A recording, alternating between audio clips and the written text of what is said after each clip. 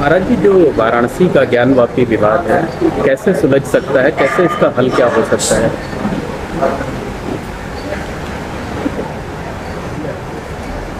मुस्लिम तंत्र को और हिंदुओं को सत्य सहिष्णु होना चाहिए।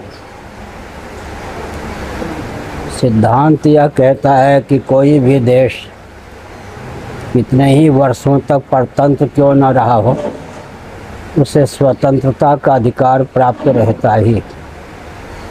ऐसे ही किसी के प्रशस्त मान बिंदुओं को विकृत या विध्वस्त क्यों न किया गया हो, मानवाधिकार की सीमा में उसे अपने मान बिंदु को यथारूप देने का अधिकार प्राप्त रहता ही है। इस सत्य को समझकर आत्मनः प्रतिकूलानि परेशान समाचरेत, we must do to others as we wish them to do to us, this is the golden rule of life. जैसा व्यवहार हम दूसरों से अपने प्रति चाहते हैं, हमारी बुद्धि की बलिहारी है कि हम दूसरों के प्रति वैसा व्यवहार करें। मुस्लिम तंत्र को सत्य सहिष्णुता का परिचय देकर हिंदुओं के प्रति अपनत्व, सहानुभूति और न्याय का रुख अपनाना चाहिए। तो क्या मुस्लिमों को अपना दावा वहाँ छोड़ देना चाहिए? उचित तो यही है महाराज जी, लेकिन मामला अदालत में है, तो क्या अदालत के निर्णय की प्रतीक्षा नहीं करनी चाहिए? अदालत के निर्णय की प्रतीक्षा करनी चाहिए, पर अदालत जो है लोअर कोर्ट से सुप्रीम कोर्ट, सुप्रीम कोर्ट से फिर नीचे तक चलता रहता है। अभी जो देश में अदालत की स्थिति है वो तो यही है ना, निर्णय को भी चुनौती देने का काम चलता है, ऊपर से नीचे, नीचे से ऊपर तक चलता ही है। सत्य सहिष्णुता का परिचय देना चाहिए मुस्लिम तंत्र को भी। अगर किसी के पूर्वज ने बर्बरता का परिचय दिया हो, मानवाधिकार की सीमा का अतिक्रमण किया हो, नई पीढ़ी को सत्य का पक्षधर होकर प्रहलाद के मार्ग पर चलना चाहिए। मानवाधिकार की सीमा में तो यही तथ्य सिद्ध है, लेकिन मैं किसी भी प्रकार के उन्माद का पक्षधर नहीं। सद्भावपूर्वक संवाद के माध्यम से यह कार्य होना चाहिए। और अंत में हिंदुओं को अन्याय सहिष्णु भी नहीं होना चाहिए और बर्बरता का परिचय भी नहीं देना चाहिए। महाराज जी, आपके करोड़ों अनुयायी हैं, हर धर्म के लोग आपका बहुत सम्मान करते हैं, आपकी हर एक बात का आदर करते हैं। क्या आपकी तरफ से या दूसरे धर्मगुरु उनकी तरफ से कोई ऐसी पहल की जाएगी कि दोनों पक्षों को आपस में बिठा करके आउट ऑफ कोर्ट कोई सेटलमेंट हो जाए? ऐसा है ना कि दोनों पक्ष के व्यक्ति मेरे पास आवे, मना तो मैंने नहीं किया है, और मैं उचित यही समझता हूँ कि दोनों पक्षों को अपने पास बुलाऊं, या हमारा दायित्व नहीं। दूसरी बात यह है कि मुस्लिम तंत्र जो है उनके भी कोई मजहब के गुरु या कुछ होंगे, वो उनको क्या प्रेरित करते हैं मुझे नहीं मालूम, लेकिन मैं एक संकेत करना चाहता हूँ और 30 वर्षों से मैं कह रहा हूँ, पूरे मुस्लिम तंत्र को यह विचार करना चाहिए कि उनके पास कौन ऐसा धर्मगुरु है, नेता है, जो उनको टकराने की शिक्षा न देकर उनके हित में, उनके उत्कर्ष में उनको परामर्श देता हो। मुस्लिम तंत्र को अपने अस्तित्व की रक्षा के लिए मानवोचितशील का परिचय देना ही चाहिए, उदारता का परिचय देना चाहिए, और हिंदुओं को बर्बरता का परिचय न देकर अन्याय सहिष्णुता का परिचय भी नहीं देना चाहिए। लेकिन महाराज जी, जो मुस्लिम पक्ष है उसका ये कहना है कि पहले अयोध्या था, फिर काशी हुआ, फिर मथुरा का मामला आया, फिर हर जगह विवाद खड़ा किया जाएगा। संघ प्रमुख मोहन भागवत जी भी ने कहा है कि हर मस्जिद के नीचे शिवलिंग ढूंढा जाना कतई उचित नहीं है। मोहन भागवत जी के शरीर में हिंदुत्व का चिन्ह ढूंढने की आवश्यकता नहीं है। मोहन भागवत जी के शरीर में हिंदुत्व के चिन्ह ढूंढने की क्या आवश्यकता, वहाँ भी तो शिवलिंग बैठे।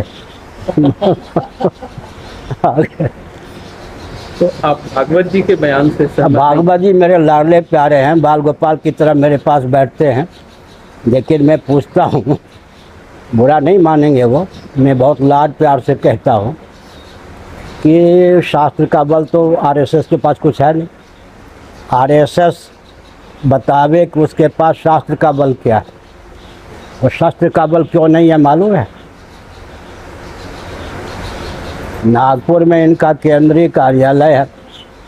एक बार आतंकवादियों ने हमला बोल दिया, मारा किसी को नहीं। उसके बाद इनका गुप्त समझौता हो गया अशोक सिंघल जी के जीवन काल में, तुमसे हमको खतरा नहीं, हमसे तुमको खतरा नहीं। अगर अब खतरा है किसी को तो हमसे हिंदुओं को ही खतरा है।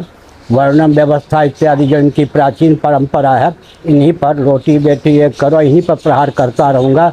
तुम हमसे अभय प्राप्त करो और हम तुमसे अभय प्राप्त करें, ये समझौता अंदर का है। उस समझौते को क्रियान्वित करने पर आरएसएस का स्वरूप क्या बचता है, हमने पूछना चाहता हूँ मोहन भागवत जी से। मेरे पास आते हैं, बैठते हैं। आगे बहुत गंभीर आरोप आप लगा रहे हैं भागवत जी के ऊपर। मैं आरोप किसी पे नहीं लगाता, न प्रत्यारोप का पात्र बनता हूँ। महाराज जी, तो क्या उनके आतंकवादियों से समझौते हैं जो ये जी, नहीं, जो आतंक फैलाने वाले? दब्बूपन का परिचय देना भी अन्याय सचमुचा है या नहीं? डट के कहना चाहिए कि हमसे सबको अभय प्राप्त हो। हम बर्बरता का परिचय नहीं देते हैं, लेकिन मानवाधिकार की सीमा में हमको न्याय मिलना चाहिए। शांति के नाम पर हम अन्याय सहिष्णु नहीं हो सकते, और न्याय सहिष्णुता के नाम पर हम बर्बर भी नहीं हो सकते। हमारी सुधारता का कोई दुरुपयोग न करे। साथ ही साथ गीता का तात्पर्य क्या है? व्यावहारिक धरातल पर कर्तव्य का निर्णय एकांगी नहीं होता। एक दार्शनिक पक्ष है गीता का, एक है व्यावहारिक पक्ष। अर्जुन को भगवान श्री कृष्ण ने जो उपदेश दिया है गीता में, उसका तात्पर्य यही है कि कर्तव्य का निर्णय एकांगी नहीं होता। अर्जुन, जिस कगार पर दुर्योधन ने तुझको खड़ा कर दिया है, उस परिस्थिति में शांति के समझौते के सारे मार्ग अवरुद्ध हो गए। मैं स्वयं शांति दूत होके गया। 5 पांडवों के लिए मैंने 5 ही गांव मांगा, तो मेरा प्रस्ताव भी ठुकरा दिया गया। अब जिस कगार पर तुमको दुर्योधन ने पहुंचा दिया है, धृतराष्ट्र ने पहुंचा दिया है, तुम्हारा छात्र धर्म ललकार के कहता है कि कर्तव्य का निर्णय एकांगी नहीं होता। तो महाराज जी, क्या उनके बयान से गलत संदेश दे गया है? देखिए, मोहन भागवत जी का अपना स्तर है, उनकी समीक्षा एक शंकराचार्य से करवाना आपके लिए भी अनुकूल नहीं और उचित नहीं। अच्छा महाराज जी, ये सुनिए, राजनेता अपनी बात बदलते रहते हैं। मोहन भागवत जी जो हैं अपनी बात दूसरे ढंग से कह सकते हैं। मेरा तात्पर्य ये नहीं था, वो नहीं था, मैं बात बोल के मुकर नहीं सकता। मुझसे मोहन भागवत जी की समीक्षा करवाना उचित नहीं। हमने मान्य गुरुओं से संपूर्ण वैदिक वाङ्मय का अध्ययन किया है। साम, दान, दंड, भेद, उपेक्षा, इंद्रजाल, माया, ये 7 प्रकार की नीतियाँ होती हैं। अग्नि पुराण, मत्स्य पुराण के अनुसार भगवान की कृपा से 7 प्रकार की नीतियों में मेरी अबाध गति है।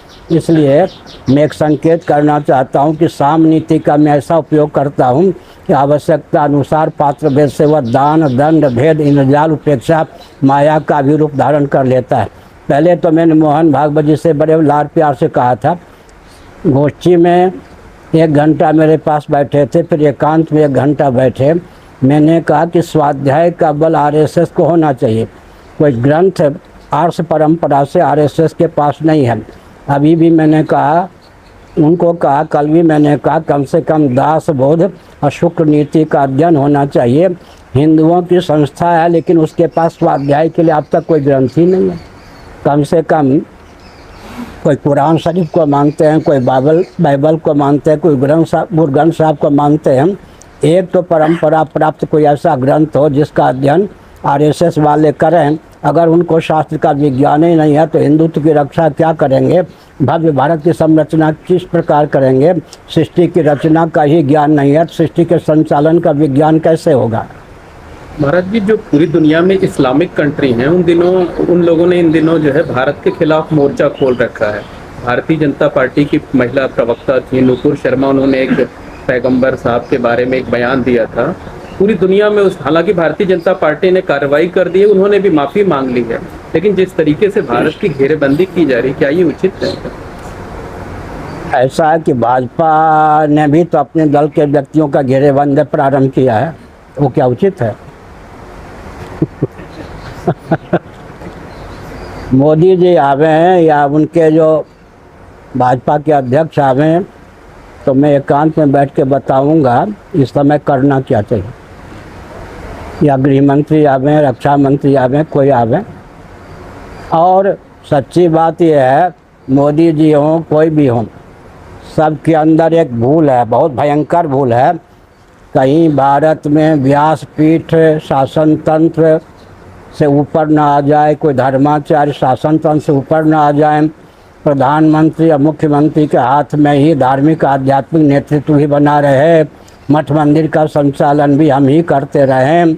यद्यपि राम जी साक्षात भगवान के अवतार थे, लेकिन उनको वशिष्ठ जी की आवश्यकता थी, धर्मराज युधिष्ठिर जी को धौम्य जी की आवश्यकता थी, या कहें वेदव्यास जी की आवश्यकता थी, सुधन्वा जी को शंकराचार्य की आवश्यकता थी, चंद्रगुप्त को चाणक्य की आवश्यकता थी। इसी प्रकार से शिवाजी को इनकी रामदास की आवश्यकता थी। आजकल के प्रधानमंत्री जो लाडले प्यारे हमारे हैं, उनको शंकराचार्य की आवश्यकता नहीं, धर्माचार्य की आवश्यकता नहीं।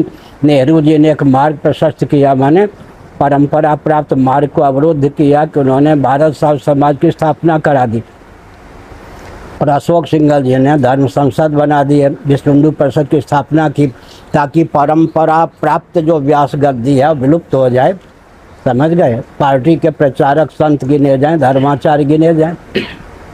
महाराज जी, जो नुपुर शर्मा के खिलाफ भाजपा ने कार्रवाई की है वो ठीक है या नहीं ठीक है? अब वो जब वो क्षमा मांगते हैं तो उनका वकील मैं क्यों बनूं? कोई व्यक्ति पार्टी से निष्कासित हो और वो घुटना टेक दे तो उसका वकील बनने पर मेरा क्या, मैं उचित नहीं है ना। ठीक, आप बन सकते हैं वकील। महाराज जी, एक अंतिम प्रश्न ये है कि आप कहते हैं कि हिंदू राष्ट्र बनना चाहिए और जल्द ही बनने वाला है, कब तक संभावना है कि बन जाए? मैंने कहा था 3.5 वर्ष 6 महीने बीत गए हैं, कुछ अधिक ही बीत गए। और मैं एक संकेत करता हूँ, लाठी गोली बम बारूद के बल पर नहीं, इस तथ्य के बल पर कि सबके पूर्वज का नाम सनातनी वैदिक आर्य हिंदू। मोहम्मद साहब स्वयं मुसलमान थे क्या? उनके पूर्वज कौन थे? ईसा मसीह स्वयं क्रिश्चियन थे क्या? उनके पूर्वज कौन थे? सबके पूर्वज सनातनी वैदिक आर्य हिंदू। सबके मूल में बृहदारण्यक उपनिषद के अनुसार मैं बोल रहा हूँ, सबके मूल में मनुष्यरूपा, मनुष्यरूपा के मूल में ब्रह्मा जी के मूल में श्रीमन नारायण के नाभि कमल से ब्रह्मा जी का प्रादुर्भाव हुआ। ब्रह्मा जी ने योग बल से मन शत्रुपा के रूप में स्वयं को व्यक्त किया। शत्रुपा ने 84 लक्ष योनियों में स्त्री शरीर के रूप में स्वयं को उद्भाषित किया। मनु ने 84 लक्ष योनियों में पुरुष के रूप में सबको ख्यापित किया। डंके की चोट से यह तथ्य सिद्ध है कि सबके पूर्वज सनातनी वैदिक आर्य हिंदू अपने पूर्वजों के मार्ग पर चलने में लाभी। और हमारे पूर्वज ऐसे नहीं थे कि छुई मुई थे, वो दर्शन विज्ञान व्यवहार तीनों में सामंजस्य साधने में समर्थ थे। विद्या और कला में पारंगत थे। 32 विद्या 64 कला में पारंगत हमारे पूर्वज थे। और सबके पूर्वज का नाम ही सनातनी वैदिक आर्य हिंदू है। श्रीमद् भागवत के अनुसार मरीचि इत्यादि जो महर्षि उनकी धर्मपत्नियों के गर्भ से देवता इत्यादि शेष नाग गरुड़ इत्यादि उत्पन्न नहीं हुए। यह तरुलता गुल्म इत्यादि वृक्षादि स्थावर प्राणी भी उत्पन्न हुए। सबके पूर्वज सनातनी वैदिक आर्य हिंदू अपने पूर्वजों के मार्ग को पहचानना, उस पर चलना मैं कहता हूँ। तो ये कोई अन्याय है क्या? ये तो न्याय है। सबको तो उचित मार्गदर्शन ही दे रहा हूँ। महाराज जी, एक अंतिम प्रश्न ये है, अंतिम प्रश्न, राष्ट्र बनेगा कैसे? क्या जो हिंदू राष्ट्र बनेगा कैसे? क्या जो भारत में मुस्लिम रह रहे हैं तकरीबन 20 करोड़, मैं कह रहा हूँ रस खान भी मुसलमान थे या नहीं? रहीम भी मुस्कान क्या, रहीम जी भी कौन थे? मुसलमान थे या नहीं? मानवोचित अंग्रेजी वाले कह सकते हैं फंडामेंटल जो रूल है, मानवोचित शील का परिचय दें, मुसलमान बने रहे। ऐसा नहीं कि मुसलमानों की उपयोगिता नहीं है, लेकिन गो हत्यारे बन के मुसलमान न रहे। कोई हिंदू भी अगर सुनिए, कोई हिंदू भी अगर गो हत्या का पक्षधर होता है तो हिंदू कहने योग्य नहीं है। गो हत्यारे बन के मुसलमान न रहे, मानवोचित शील का परिचय दें, जिए और जीने दें। मैंने कल भी कहा था, जो तमोगुणी व्यक्ति होता है उसकी भावना क्या होती है? लूटो पीटो मौज करो। रजोगुणी खाओ पियो मौज करो। और सात्विक जो व्यक्ति है जियो और जीने दो। शुद्ध सात्विक जो है सबके प्रिय सबके हितकर होकर जियो। तो हम लोग सबके प्रिय सबके हितकर होकर जीने वाले हैं। लूटो पीटो मौज करो, खाओ पियो मौज करो, जियो जीने दो, बस उससे ऊपर हमारा स्थान। और क्या पत्रकारों से नीचा थोड़े है या बराबर। ये है